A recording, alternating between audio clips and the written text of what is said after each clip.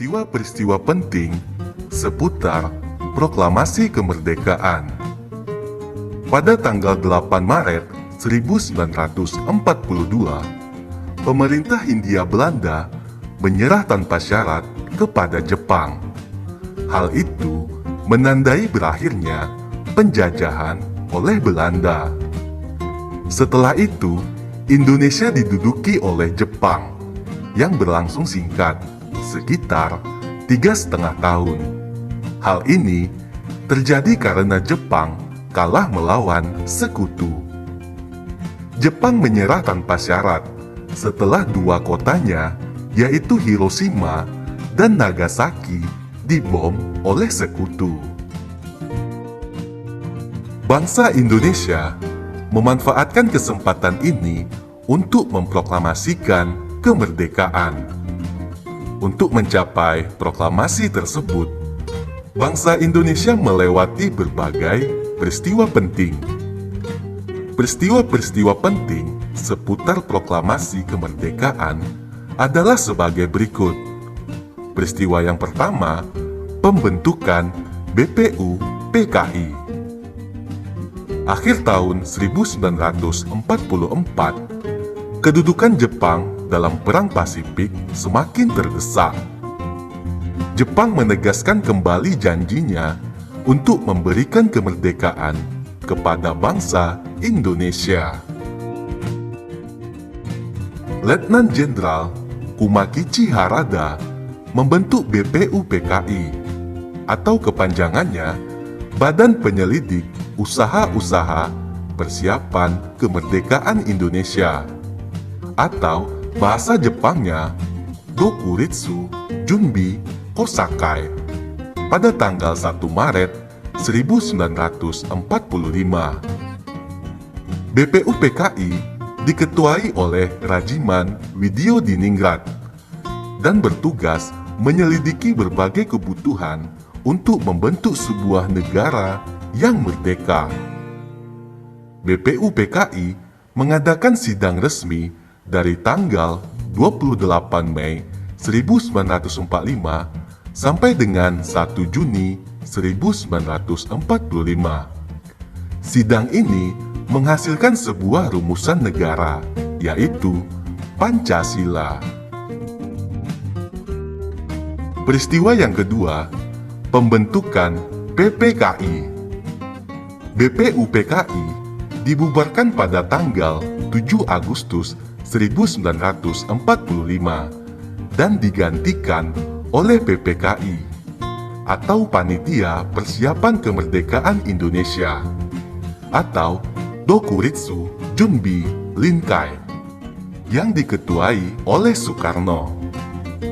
PPKI mengesahkan Pancasila sebagai dasar negara pada tanggal 18 Agustus 1945.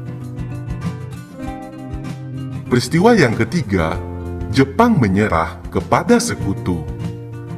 Akhir bulan Juli 1945, Jepang menyetujui pemberian kemerdekaan kepada Indonesia pada tanggal 7 September 1945. Namun, tanggal 6 dan 9 Agustus 1945, bom atom dijatuhkan sekutu di kota Hiroshima dan Nagasaki. Peristiwa itu mendorong diubahnya tanggal pemberian kemerdekaan untuk Indonesia menjadi tanggal 24 Agustus 1945. Namun, pada tanggal 15 Agustus 1945, Jepang menyerah tanpa syarat kepada sekutu. Menyerahnya Jepang tanpa syarat kepada sekutu mengakibatkan kekosongan kekuasaan di Indonesia. Peristiwa yang keempat, peristiwa Rengas Dengklok. Ketika Indonesia mengalami kekosongan kekuasaan, golongan muda mendesak untuk segera melaksanakan proklamasi kemerdekaan Indonesia. Tetapi, golongan tua menolak dengan alasan proklamasi harus dipersiapkan dengan matang. Golongan muda yang tidak setuju dengan golongan tua kemudian menculik Soekarno dan Hatta ke Rengas Dengklok. Hal tersebut bertujuan agar Soekarno dan Hatta fokus dan tidak terpengaruh pemikiran lain untuk mempersiapkan kemerdekaan. Perumusan Naskah Proklamasi. Perumusan Naskah Proklamasi dilakukan di rumah Laksamana Muda Maeda, yaitu seorang kepala perwakilan Angkatan Laut Jepang di Jakarta. Naskah proklamasi dirumuskan oleh Insinyur Soekarno, Dr. Andes Muhammad Hatta, dan Ahmad Subarjo. Setelah teks proklamasi jadi, lalu diserahkan kepada Sayuti Melik untuk diketik. Teks proklamasi ditandatangani oleh Soekarno dan Hatta atas nama bangsa Indonesia. Hal itu dilakukan atas usul dari Soekarni. Peristiwa yang keenam, pembacaan teks proklamasi kemerdekaan. Hari Jumat, 17 Agustus 1945, pukul 10 waktu Indonesia Barat, pembacaan teks proklamasi kemerdekaan dilaksanakan di Jalan Pegangsaan Timur nomor 56, Jakarta. Teks proklamasi dibacakan oleh Insinyur Soekarno dan didampingi oleh Muhammad Hatta. Setelah selesai, dilanjutkan dengan pengibaran bendera merah putih yang dijahit oleh Fatmawati. Pengibaran bendera dilakukan oleh Suhut dan S. Latif Hendra Diningrat. Pengibaran bendera diiringi lagu Indonesia Raya yang merupakan ciptaan dari W.R. Supratman. Peristiwa-peristiwa heroik setelah kemerdekaan. Peristiwa yang pertama, insiden bendera di Surabaya. Insiden bendera di Hotel Yamato, Tunjungan, Surabaya, terjadi pada tanggal 19 September 1945. Orang Belanda mengibarkan bendera merah putih biru di atap hotel. Rakyat menyerbu hotel untuk menurunkan bendera tersebut. Rakyat merobek warna biru pada bendera dan mengibarkan bendera merah putih kembali. Yang kedua, pertempuran 5 hari di Semarang. Pertempuran ini terjadi antara tentara Jepang dengan pejuang Indonesia pada tanggal 14 sampai dengan 18 Oktober 1945 di Semarang. Pasukan Tentara Keamanan Rakyat atau TKR dan para pemuda berjuang menghadapi tentara Jepang yang bersenjata lengkap. Untuk mengenang pertempuran ini, pemerintah membangun sebuah monumen yang bernama Tugu Muda. Peristiwa yang ketiga, yaitu pertempuran 10 November 1945. Pertempuran ini terjadi di Surabaya. Pertempuran ini dilatar belakangi oleh tindakan sekutu atau pasukan Inggris yang membebaskan tawanan perang secara sepihak. Sekutu juga memerintahkan agar rakyat Surabaya menyerahkan senjatanya. Selain itu, peristiwa tewasnya Brigadir Jenderal A.W.S. Malabi tanggal 30 Oktober 1945 memunculkan kemarahan sekutu. Tanggal 9 November 1945, Mayor Jenderal E.C. Mansrock memberi ultimatum kepada rakyat Surabaya dan pemimpin Republik Indonesia untuk menyerah. Ancaman ditolak, sehingga sekutu melancarkan perang besar-besaran. Tanggal 10 November 1945, Kota Surabaya dibom dari pesawat udara, kapal perang, dan tank Inggris. Tokoh pemuda Surabaya yang bernama Bung Tomo berpidato berapi-api untuk membakar semangat rakyat Surabaya. Kota Surabaya dapat dipertahankan selama 3 minggu, hingga akhirnya pejuang Surabaya menyingkir keluar kota dan melakukan perang gerilya. Untuk mengenang sejarah ini, maka setiap tanggal 10 November diperingati sebagai Hari Pahlawan. Peristiwa yang keempat, Pertempuran Ambarawa. Pertempuran ini terjadi pada tanggal 20 November sampai dengan 15 Desember 1945 di Ambarawa, Jawa Tengah. Pertempuran ini dilatar belakangi oleh tentara sekutu yang melanggar perjanjian keamanan untuk melucuti senjata tentara Jepang yang sudah kalah di wilayah Jawa Tengah.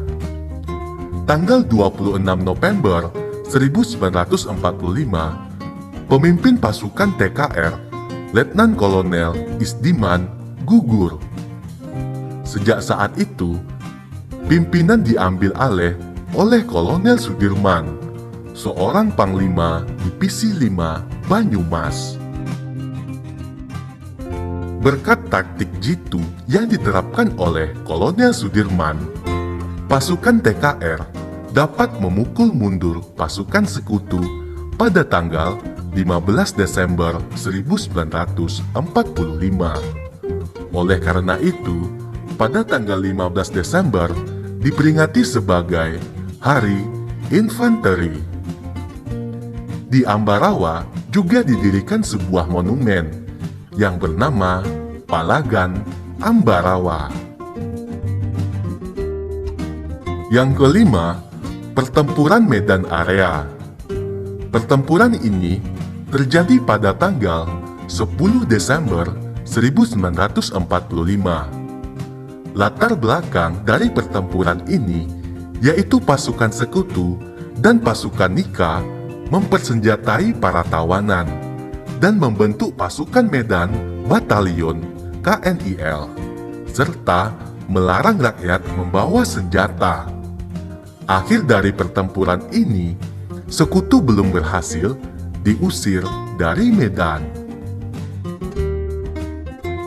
Pertempuran Margarana.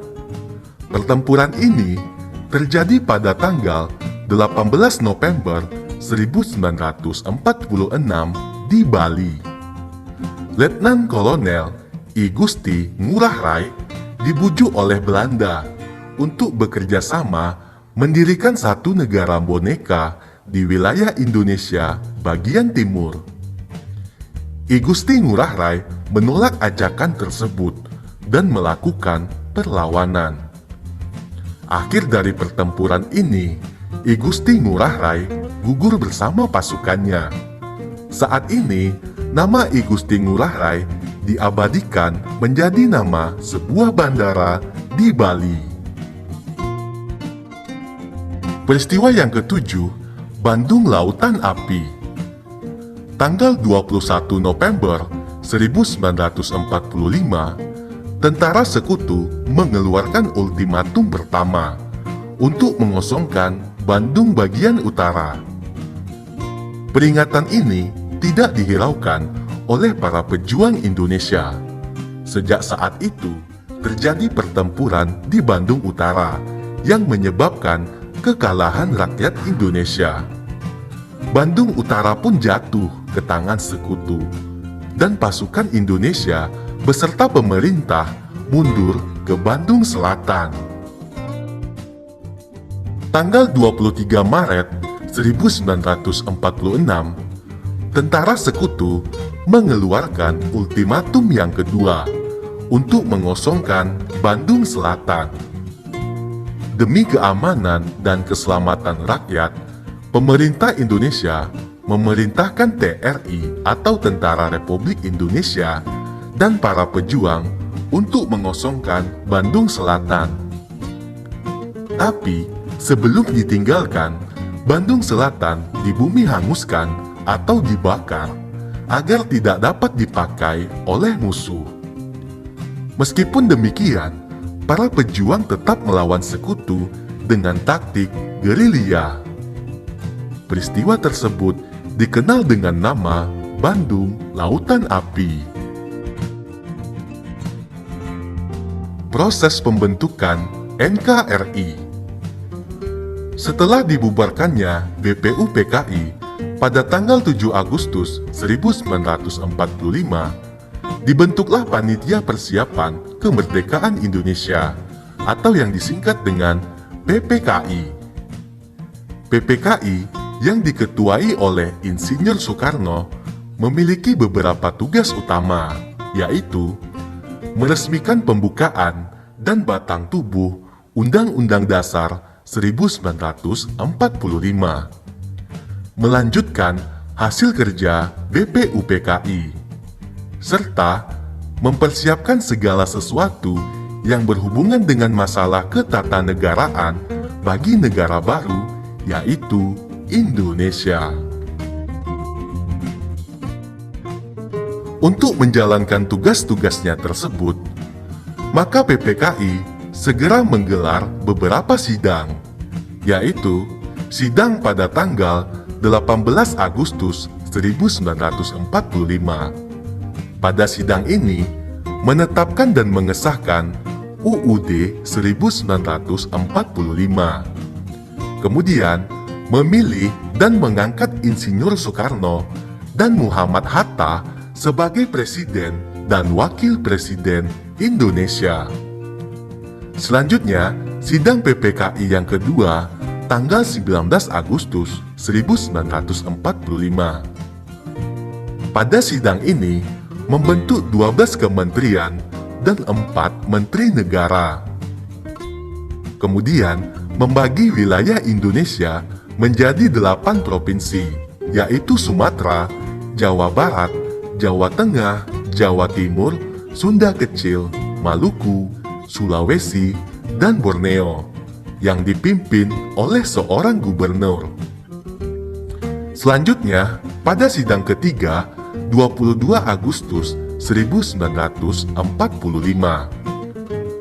Pada sidang ini, membentuk Komite Nasional Indonesia Pusat atau KNIP sebagai pembantu presiden sebelum lembaga-lembaga negara sesuai UUD 1945 terbentuk secara resmi.